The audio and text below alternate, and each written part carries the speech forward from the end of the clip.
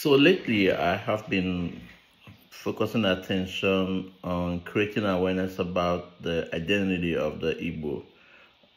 The talking about some of Igbo experiences, particularly just how that the psychological cost of failing to rehabilitate the survivors of the war and failing to reconstruct the southeast region that hosted the Biafran War, and also failing to integrate non-Igbos into Igbo land and not having a formal reintegration program to help the losers of the war, the vanquished, to reintegrate in a manner that is psychologically healthy without the clash of the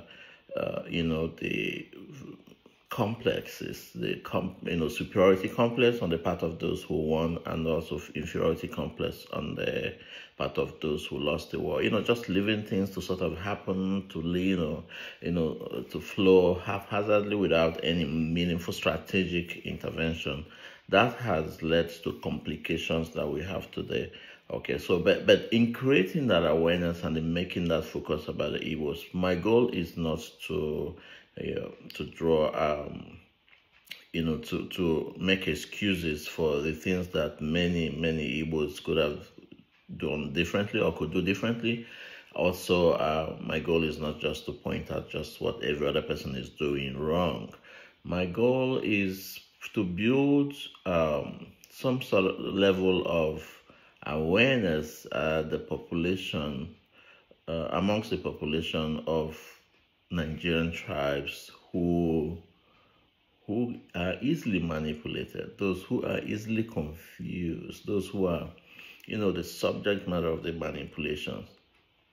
Okay, and just to point out, indeed, that there are only two tribes, the tribe of the haves, those who have a lot of wealth, those who have a lot of means that derive from corrupt practices, from corrupt civil service, and also from corrupt government, funding programs, contracts, and things like that. So, then versus those who make the money, who don't make their money from government, those who just live. Those are the two tribes. The tribes of the politicians, the corrupt politicians who make money from politics. And I keep making the point, I want people to understand that politicians, their views, their ideas, their strategy, for the most part, history has shown that, for the most part, do not quite represent the interest of the masses, in particular the Nigerian masses. An average politician is a professional who makes a living from politics and politicking. Keep that in mind.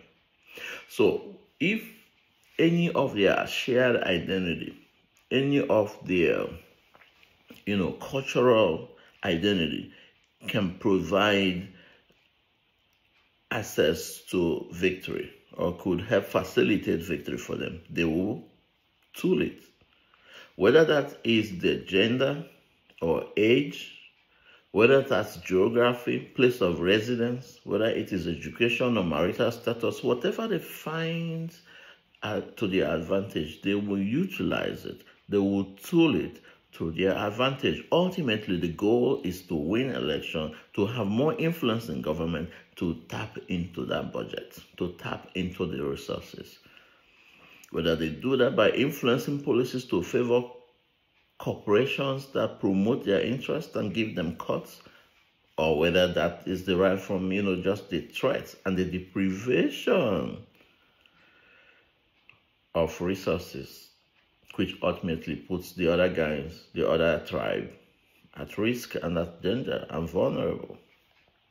That tribe is the tribe of the have-nots, the average people who are trying to live and survive, who don't have access to power, don't have access to government, who get killed when they protest, who don't know what to do, who can't travel abroad when they're sick or when their loved ones are dying, who have to pay tuition for elementary school children and secondary school children in a country where government ought to provide free fair, quality, and appropriate education for all.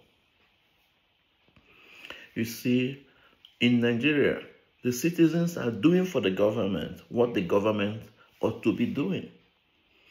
As a consequence of that, government and government agents have a lot of money to play around with and make themselves gods. And then the citizens in turn will worship them. From pipe-borne water, to electricity, to security, to food, to think of all sectors. An average Nigerian family functions like a government on their own. You have to buy a generator, you have to dig a borehole. If you build a house, you probably construct the road. You have to provide security for yourself. I mean, even generic, standard, basic security. I've heard of cases where some people have to pay money to buy gas, to buy petrol, so that police can come to the rescue. When we do for government what other governments are doing for their citizens, governments have free money to play with. You see, compared to people who live abroad in Europe and West, and maybe America, for example, parents, an average parent do not have to pay for elementary school education. The quality is high. I mean, there are private schools, but when people go to private schools, it's mostly just because of other values or beliefs, or really, mostly like, for instance, religion and all of that, things like that. It's preference. Or, people just want to live, have some sort of class. But in terms of quality, well-supervised education, it is free. For those who have special needs, for those who don't have special needs. Free for everybody. It means that the tax you pay, to government, the resources, the money that government generates, a portion of that is used to make sure that everybody contributes to providing high quality education for children in elementary school and children in secondary school. Can you imagine what it will mean for an average Nigerian parent to save all the money they pay for school fees? Think about that for a moment. That you don't have to worry about school fees. First term, second term, third term, a year, 2 years, 3 years, 4 years, 6 years of elementary, 6 years of secondary school. There are families who engage in corruption, or who are made vulnerable to participate in corruption because they don't have alternative ways to send their kids to schools. School fees is in fact a source of anxiety for most families in Nigeria. You see, we must require government, demand that government provide the services at high quality.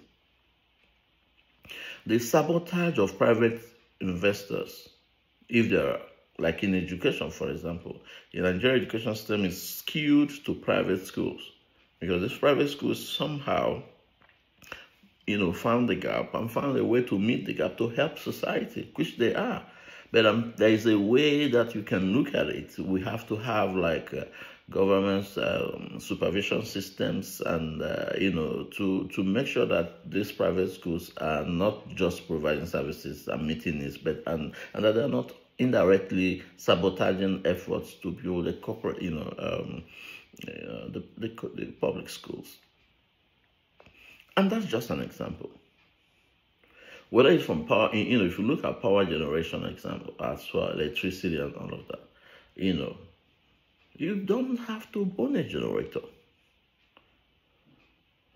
In Europe and America and other parts of the world, when people own generators, it's more like in case there there are power outages, which is rare, maybe during natural disasters like wind and all of that. It may happen, and that people, but most people just don't need it. Okay, now again, compare Nigeria and other countries in terms of things like insurance and access to credit.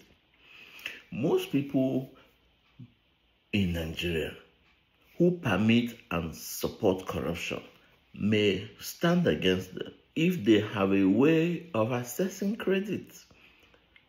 In Europe and America, if you want to buy something, you have a job, your history is known to a commercial institution, and they give you credit. They allow you borrow money that you pay over time. That way, if you're stuck or find yourself in a need that you cannot finance, you can use a credit card and pay. Rents are allowed to be paid on monthly basis or in a way that are much aligned with how salaries are paid.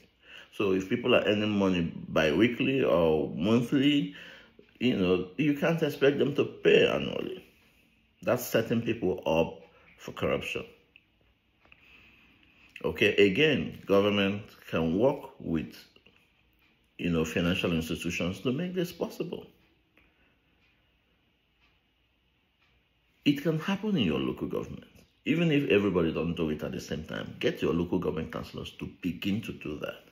It is a function of government. They can. In fact, you might even be surprised that maybe there are even laws that we have that support this. Because what I found out is that, maybe we, as part of the lawmaking process, people just import ideas and put them on paper. And we don't read them. We don't even know what's there. So they're accidental finders. You might just find out that, already there is a law requiring insurance, for example. Can you imagine? In America, your roof, for example, goes off because of a windstorm. They've been paying insurance. And when it happens, you don't have to go and sell your family land or sell ancestral or start dragging land with your family members or trying to steal money from one way source or the other, or fight with your family, just disturb other family members or put them in stress. Insurance pays for it. This is not rocket science. Everybody knows that this is how societies are organized. I know there are rich countries and poor countries, but for the most part, management is organizing. And it's holding people into positions accountable. Okay, so even though I talk about Igbo, the reason I want to be able to address it so that it's not ignored. It's not ignored that, of course, the Igbos have been handed, haven't been well treated in Nigeria. And then to encourage the Igbo man to keep, focused, to remain focused, and also keep striving and still, working hard. Okay, and to forgive themselves, because the more we understand that we are a people in recovery, we are all just victims. Well, not victims, but our experiences have made us vulnerable. Let me put it that way. So the antecedents of the Igbo and all the disruptions in their history have resulted to this high level of vulnerability. And because of who we are as a cultural group, being an individualistic thinking culture, it's really hard to be individualistic in a society where the numerical majority are collectivist in thinking. In Nigeria, Igbos are more like one of the few ethnic groups where individualistic thinking is high. Other groups that have kings and obas and things like that, they don't quite behave like Igbos.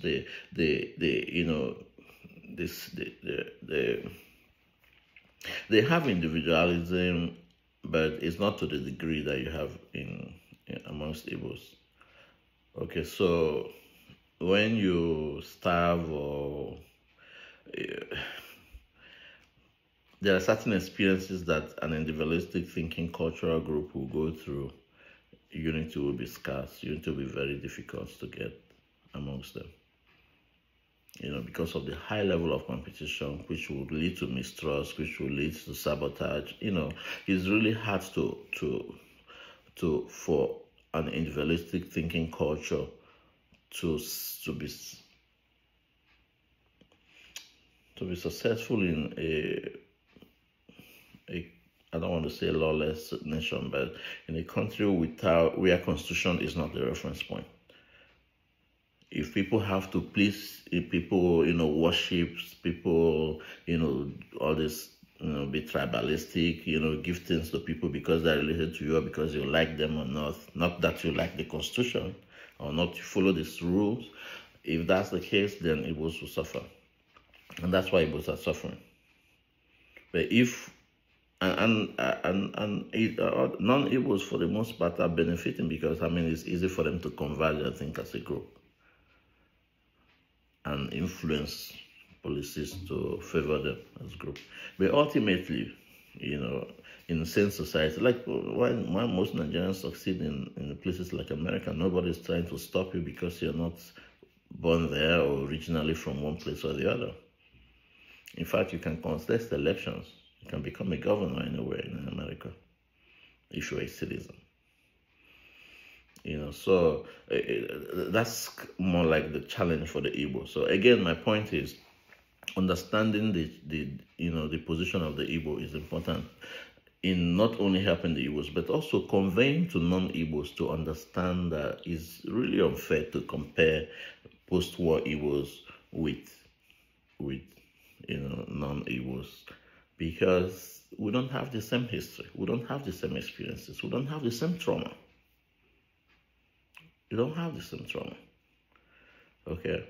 So when you see Igbos trying to survive and amplify survival behaviors, it's just the way, that's expected. It's expected. And some people say, oh no, but this thing happened many years ago. The war was fought decades ago. Why are you talking about that? No, the problem is it's called intergenerational trauma. The trauma transfers from one generation to the other. You ask me how? For the most part, through parenting styles. Parenting styles that are stuck on survival. So most of our parenting styles in the East is based off survival. So every single time you sleep and wake up and do everything, it's first and foremost survival. You pursue a career for survival. Not just for living, not for thriving. Okay, this may not apply for everybody. After all, not every Igbo was in the Southeast, when this happened. But, there's also some sort of vicarious trauma that happens. We're all in this together. Okay, so we need to create more understanding amongst non-Igbos to understand that Igbo is not the problem. The tribe is the problem. The tribe of those who have money, who are benefiting from government, whose children and children's children recycle government positions and resources. Not only that, those who are, waiting to get in. I was discussing with someone sometime recently, and I said that the problem is not even just the corrupt person or the corrupt behavior. It's the environment that makes corruption almost inevitable. So if you want to address corruption, it's okay to address the individual, to address the behavior, but you're also going to have to look at the environmental contingencies that make corruption almost inevitable. You can have someone who you have not given access to credit cards, you've not given them access to loans, you've not given them access, you don't provide what government should provide. If they have opportunity, they will be corrupt. And most Nigerians, including most of us, are just corruption waiting to happen. We just don't have the opportunity yet in positions. Little wonder where you see people who are angry, who really want change, and when they get in government, they are overwhelmed, they fit in the system. The gentleman in aviation, I almost like all the time I think about Gani Fawemi and some of the people whose examples I've enjoyed. I look at, wow, I had expected more. But I don't blame him, it's the system. It's a system. Time and time again, we've seen like really good people, outspoken people who just get in positions, and you're wondering what happened. So let's work on that and not be distracted and hating on each other just because of our cultural identity, for which we have no choice, no control. Ethnicity chose us before we had a chance.